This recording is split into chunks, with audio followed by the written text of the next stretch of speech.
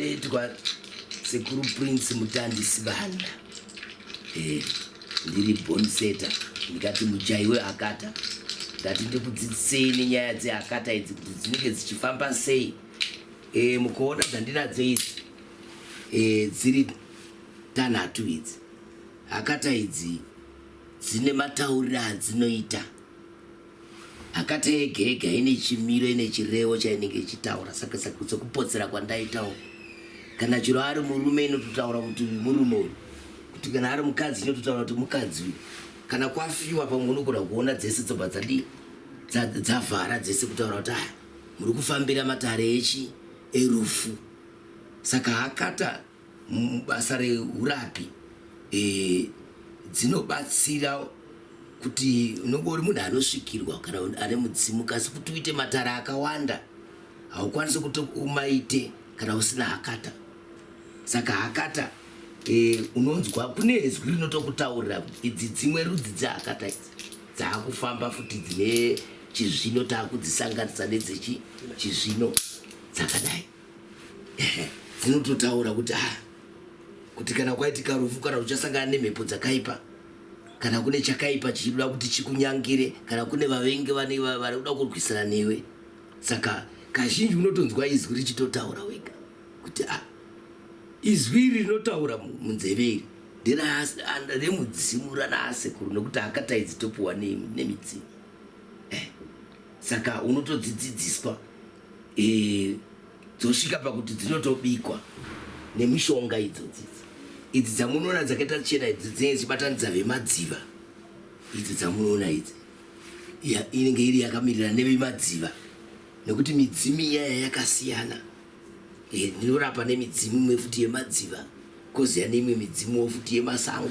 Titora idzi manje idzi ndiri kubvunza zvinenge zviri zvemachi zviri kunetsa zviri zvedzinza zvemidzimu yakasiyana neve mumvura idzi. Ndakuda kuti ndibvunzewo idzidzi panogonisa kuti zvinenge zvemashavi vadona kana kutaura chimiro chezvakanaka chemunhu ndopatotora idzi totakabvunza kuti pane manakere pane machena dzichibatisirana nedzidzidzi dziri pamwe chete. Ndo mafambe kazhinji tinototi munhu anopuwa hakata kuti kana tida kuti tiite dare rake totanga tamupa hakata otaurirawo kumidzimu yekwake. Apedza kusuma kumidzimu yekwake obva apotsera apa. Idzo pakana dzakudai so dzakuchitaura ipapa taakuziva kuti pane dare, pane nyaya yengozi, pane nyaya yezvikwambo, pane nyaya yeminyama, pane vavengi vari kurwisa munhu. Alright, munotanga mapa munhu auya kuzobatsirwa. Auya kuzobatsirwa anodzibata dzese maoko ake. Tinomupa maoko tomupa kuti iwe matara ako uri kuda dare. Dare rako ndikona kuti totanga nedzi nedzi ndodzatotanga nadzo kuti saka ichi nechimabhonzo ichi kana muchida iyo kana musingadi okay. Tingati inonzi amarula. Muti unonzi amarula uyu muchishona vanodaidza kuti ndo wanzi mupfure. Iuyawe ndo muti imhodzi dzemupfure idzi ndo dzimwe dzatogadzirisira idzi dzobva muhozhwa idzi dzatoti hozhwa dziyadzi dzemumvura batanidza neinei ihozhwa. Saka zvadzinoita tikanga tichibvunza tabvunza nedzidzi tiri kubvunza matare emunhu tokwanisa kuti ndatitora dzakadai dzese idzi ndotaurira ingaa murapwa ndikumutaurire kuti uri zvawafambira anotaura nechemumwoyo zvaari kuda. Dzingaa matambudziko ake kasi achisumawo kumidzimu yekwake apedza uya opotsera pahakata idzi. Dzakadai pane pahakata idzi pane pachitinoti chitokadzimu. Chitokadzimu ndichokuti kana dzikavhara dzakadai chachitokadzimu zviri kureva kuti pane rima kudare remunhu uyawe kuti hapana kuchena. Dzikavhura dzese todai dzakadai so mukaona dzavhura dzese dzakadai idzi dzine idzi dzakavhura futi dzakadai idzi unonzi mupururu nechirume wakadai zvichireva kuti zvine manake zvine chiedza chakanaka chemunhu cheupenyu hwomunhu iye. munosvika sei pakuti ndiri kuda dzakati nedzakati fo dzakasiyana? Pane dzimwe dzinenge dziri kachihudhu so kakareba so dzimwe dzakasiyana dzemapuranga dzinoita mapuranga dziri ina. Munosvika sei idzo dziya tingati idzo dzofuti tinodzishandisa futi idzo dziya dzinoshanda dziri ina. Unotoona imwe yacho yakatonyorwa chikana chitoka dzimu dzinotorohwa futi kudai sezvatinongoita idzo dzidzi. Unotodziva kuti ari mapuranga kudaro kutodai zibwapotsera wotobvunza dzochitanga kutaura. Hakata mutsika dzechivanhu hadzisi dzekuti tinoti unotokumbirirwa kumudzimu kuti ukwanise kudzishandisa idzi. Imi pachenyu dzimwe nambwe musina chivanhu chamunacho hamuna chamunoona apa munenge muchingoti ndiri kukandirwa zvinhu zvatiri kukandirwa zviri kurevei. Kasi isusu kana nechivanhu chakakumbirirwa kumidzimu yekwedu isu dzotobikwa dzakagadzirwa. Ndinenge chitoziva kutoti vane dambudziko remusana apa vane chakati vakabatwa matundura vane vavengi ndakuti zvaakuuya tichitotaurirwa mai nemudzimu uya ndomashandira. Pati mubvunzo wangu uri pakuti hamusi mese vanobatsira vanoshandisa hakata dzakafanana. Ichokwadi ichocho hatisi tese. Yes. No, hakata idzidzi dzinobva pakuti inini kuti ndishandise hakata kubva kuti ndine mudzimu. Nokuti hakata idzi dzakabva kuna asekuru vangu unova mudzimu uri pandiri. Kasi asekuru vangu ava mudzimu wacho unotaura chindevere kana ukabuda manje. Saka pane pekuti inini ndinoda kuti nditaure nemushona kana ndoda kuti ndibatsire mushona. Saka vasekuru vangu vakanditi fundira hakata idzi. Pandatoita kuti vakatanga kuti chindiita tsvaka hakata ndoda dzakati ndoda dzakati ndobva ndadziwana hakata dziyadzi. Saka vanenge vachitaura ndezvekuti ndokwanisa kutaura kana ndiri kubatsira mushona kana ndiri kubatsira kana kuti ndichitaura nehakata idzi.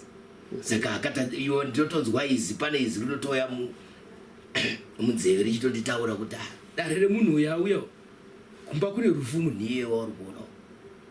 Ndotoona ndakutoti ndobvunza munhu iye utonzwa munhu aitaura kuti ndafambira ndine rufu.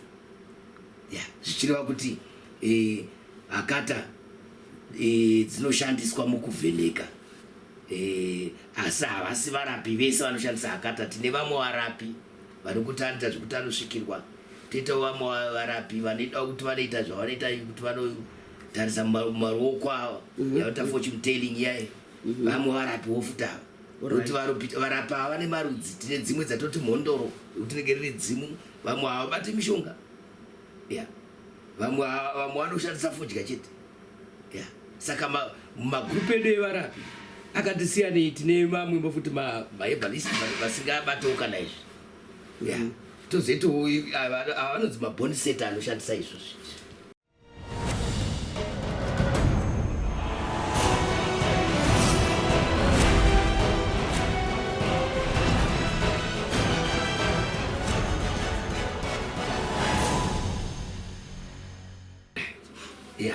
Munhu achipinda matare chinopa kuti isusu tsika dzedu dzechivanhu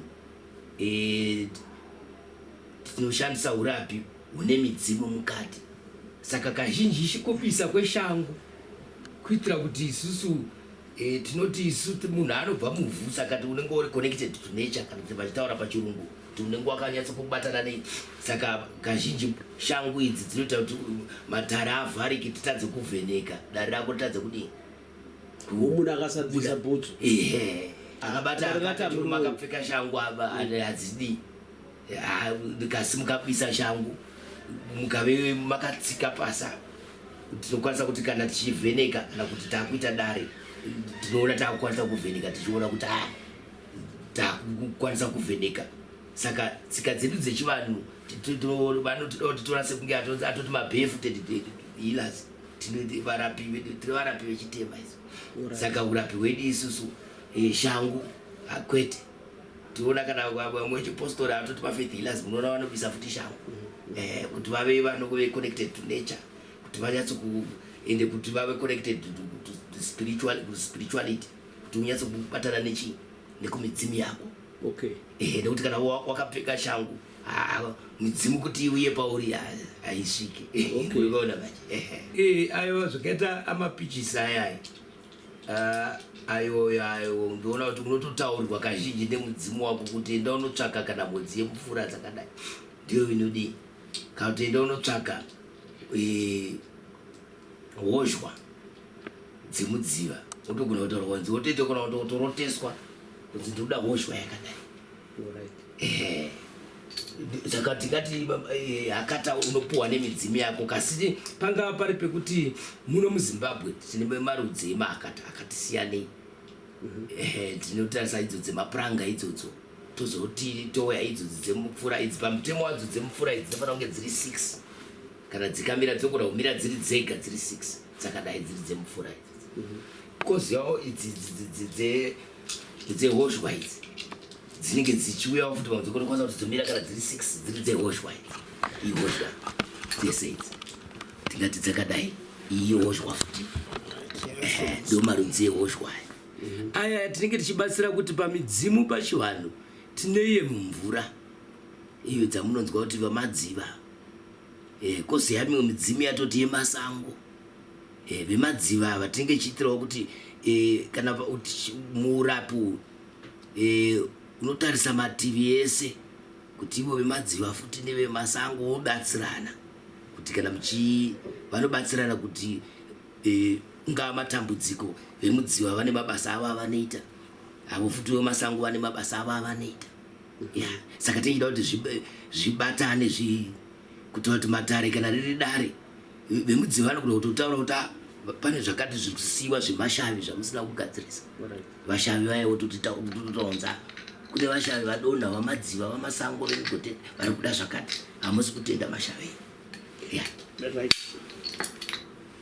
touya pane idzi dzinenge madhaisi idzi dzinenge madhaisi mapuranga mapuranga kana kuti madhaisi akaita sengeseramiki yakadaiwo idzidzi tadzifundawo kubva nekuti urapu hauzoti unomira uri wega idzidzi takadzifundiswawo nevechirudzi chemaindia yavanoiti fortune telling vanototorabhwawo futi so dzichitotaura saka reading yacho itotaura kuti akona namba yakati kasi dzinokauntwa nemanambers nokuti dzinenge dzine manamba i3 kai yaputisa kana kuti pa3 uzwa kuti ukaona kuti pamwe paipa pane zvakaipa pane pekuti ukadziona dzakakwiribirana dzikatsikirana dzakadai pari kutaura rufa mukaona pamwe pakabuda pamwe idzi dzikaenderana nzvimbo imwe chete dzikafanana dzekuti dzafanana idzi panenge pachida kubuda kuti pane chiedza chezvakanaka saka dzinotekaungwa nemanambers idzi zvokuti ukabudisa kuti 7 yabudisa namba yakadai kunzwa kuti pane lake rakadai pane zvakadai zvichaitika zvakadai kana kuti upenyu wako hausi kunomira zvakanaka idzi takafunda nemachina takadzidziswa nemumwe muindia wechiindian murapi wechiindian ndiakatifundisa idzi ichitarisa masaidi ese kuti ndikatarisa dzeve mvura nedzeve masango ndobva ndatoidzivwa ndichiona kuti zvinhu zviri kubhalansa iro zvese zvakadai kuti dziri kubudisa mazwi andinenge tichipuhwa kunobva munzeve kuti pawakandai pane mweya wezvakati pane zvidzi pane zvakati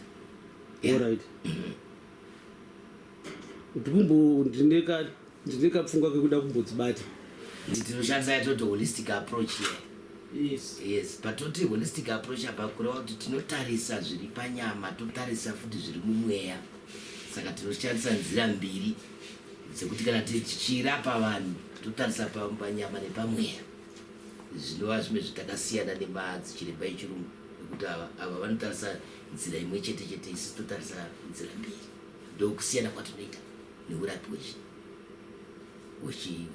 wechirungu but pamweya spiritually musiyano kune vanoenda kuchechi nevanoshandisa chivanhu uri papi chechi tingati pachikristu chiya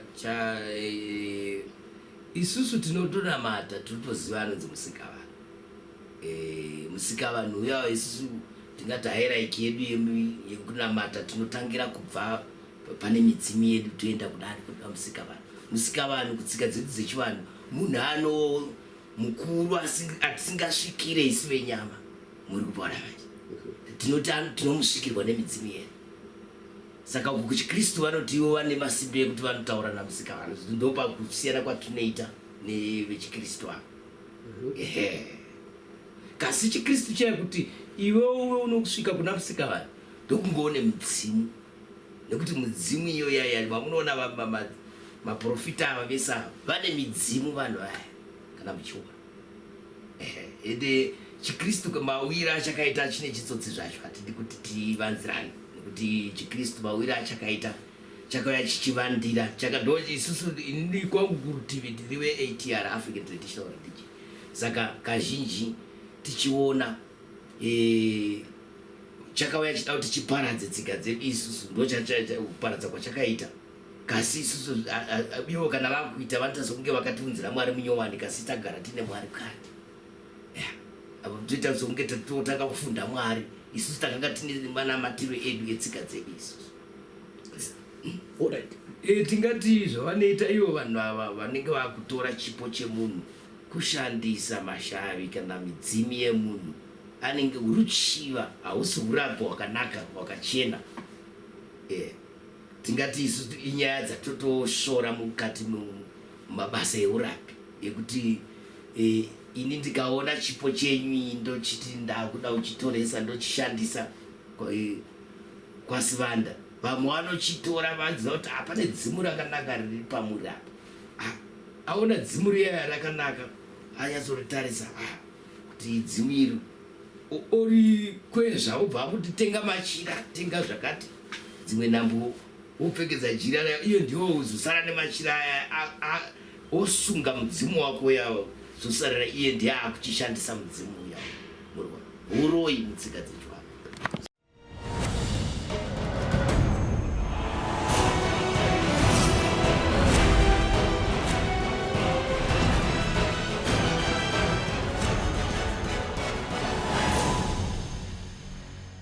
Panyaya dzamunonzwa kuti machira aya unongoda kutaura kunzi une mudzimu tenga machira akati, idzo dziya nyaya dzedzi hatidzikudziridze dzekuti munhu tenga machira. Mudzimu munhu unotaura, ndoda mafuko akati, wataura wega mudzimu, kwete kunzwa zvemakuhwa kuti ndafamba ndanzwa kuti kana kuti ndanzwa kuti vaishandiswa jira dema nejena ndakuenda kunotenga. Ko mudzimu yawo ukazobuda kuti ndaipfeka matehwe iwe wakatenga, zvinozoita sei? Saka mutsika dzichiwanisa hatikurudzire vaya varapi vanoti mhanya munotenga machira, mhanya makadai. Aiwa, mudzimu munhu unototaura wega. Saka unopa kuti unogadzirwa mudzimu wobuda wotaura, ukavanoti kutwasisa kwayo unogadzirwa usina chaunacho, wozotaura wega nhumbi dzawo, ndaipfeka mafuko akati, ndaidai, nzvimbo dzangu dzakadzakadai. Wochinotsvagirwa zvinhu zviya, iwo pachawo unotsvaga, watsvagirwa unopanitirwa chivanhu chokutonzi wakupfekedza mudzimu,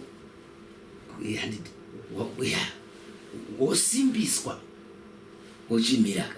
Ende wasimbiswa, basa remudzimu wamumusha ndewokuti paitika matambudziko unobuda uchitaura, nekuti vakuru vedu vakare magariro vese papasi hapuna musha usina mudzimu. Waibuda mudzimu uchidi uchironga matare mumusha chanetsa chero kana kurwariwa, dzimu ndo raikupai mazano. Tikati mudzimu wanga uri chipanga mazano mukati memusha. Mwari wapana manje ndo zvinhu kuti tirarame kana kuti tizive kuti kuri kuya nzara, maitodaidza mudzimu tokutaurai kuti chi mudzimu womumusha utokutaurai garai makagadzirira, kuri kuya nzara. Mwari kuona manje. Saka mudzimu wanga chiri chipanga mazano, mudzimu wanga usiri wokunzi unoroya, aiwa, wanga uri kuchengetedza nekudzivirira tikati kuchengeta musha, ndo basa remudzimu. Yes, kune inorapa, hazvinoti yese midzimu inorapa. Zvekurapa izvi zvine madzinza, hazvisi zvokungoti kwete munhu wese wese. Aiwa, kwete, havasi vese vanodi vanorapa. Ini urapa watiri kubatawo ndiwakatakirwa nababa wangu nanasekuru wangu ndewedzinza. Muri kuona vai? Pane muurapo wokukambira, wokutenga, ndo unozonetsa iwo manje. Zvatoita ikoko mubvunzo wakanaka chose. Kuzinata ini ndiri secretary of education, tine department redu futi relegal. Tikazhinji tinosweta kuti tinodaidza munhu uya otitaurira basa rake. Uri murapi werudzi ndinoita zvokushopera. Kana uchishopera togona kuti alright uchitanga patiri isusu tinogona kuti tigere munomu totora inga runharo totora patorwisa tokuti tobuda panze apa tomuti chingativhenekere tione patarisa runhare tikaona wakatadza kububurisa ipa kutoti saka unoti unovhenekera. Muri kuona manje mamwe mainterviews edu atinoitisa kuzinataiko kuti tizokuti uri yanzve zvakati uri wekuti iwewe unoti inini ndinogona kana zvevana zvenhova tokubvunza marudzi emishonga yacho inoshandiswa kuti unoti kune mishonga yevana yatotoziva kuti hana hazviri mishonga yakadai kana kuti yenhova yakadai. Chatinoita isu tingati kumamembers edu ezinata tine marefresher course akafanana nekudepartment kwandiri kueducation tine vamwe vanotouya vachidzoka vachitoti nekuti iwo kuti tikuti uri murapi haungoita murapi uri wega unogona kuita murapi wokurasika usingazivi. Saka tine mabasics atinoda kuti tizive kuti uyu kana tichikuti uri herbalist kanga uchiziva minimum of 50 herbs actually kastage lavi maximum of 200 herbs yekuti munhu anokwanisa kuadministra mishonga ipi 200 herbs.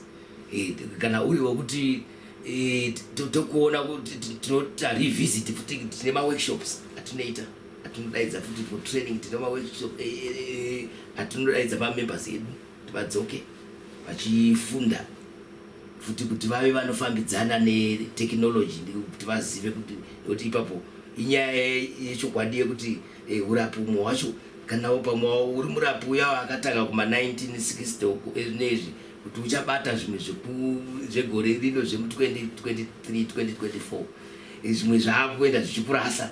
Saka kasi kana uchiuya kupi maofisi koko uchiuya kumisangano yezinata iyoyo zvokuita kuti ufambidzane nevarapi vamwe nenguva iyoyo. Ndio mashandiro atinoita kuzinata iko kuti tikwanise kuti tivandudze nekudzidzisa futi marefresher course. Tinoitika paurapi hwedu kuzinata kuti pane pekunyatsokuona kuti sekuru tsoko havachaona tinogona kumuti sekuru soko taona tinogona kuuya futi kana varapwa ivo pachavo tinototendera kuti maofisi edu ezinata aya anoshanda ari ema-referral offices. Ndokunga tine maoffices mumaprovinces ese. Saka maofisi edu iwaya anogara neregister rematraditional healers nemabasa ematraditional healers aya. Saka imomo pane pekuti taona kuti sekuru soko havasina chavachaona. Tinokwanisa kuti zvimwe zvinobva futi kubva kuvarapi vanenge vachirapwa nasekuru soko tichiona kuti chero macomplaints muofisi kwedu kuya tinototendera kuti vanhu ngavaende vachindobvunza asina kugutsikana nekurapwa kwaaita anouya kumaofisi edu ezinata. Zinata kune department rinotoona richicherechedza kuti urapi rikuitwa nasekuru soko haurusiwiwo. Vanonotaurirwa uyambirwa sekuru soko yaya kana kuti vonzudzi endeyo kuna sekuru mutombeni vakubatsirei simba renyu ridzoke. Ndo mukubatsira kwatinoita.